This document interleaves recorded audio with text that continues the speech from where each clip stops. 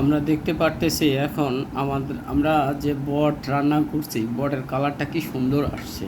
আপনারা সবাই দেখতে পারতেছেন বটের কালার অরিজিনাল চিনবেন কীভাবে আপনারা। যখন আমরা যে বটগুলো সাধারণত খাই, সে বটগুলো সাধারণত কিছু কিছু ঝামেলা থাকে, আর যেগুলো বট আমরা বাসায় রান্না করি এগুলো হলো ঝামেলা মুক্ত।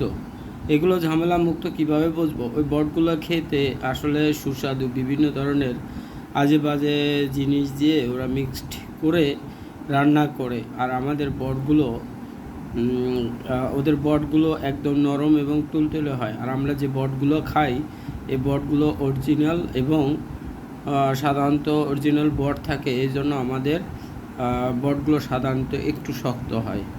তা ওদের বট থেকে আমাদের বটগুলো খেতে আরও সুস্বাদু এবং টেস্ট লাগে।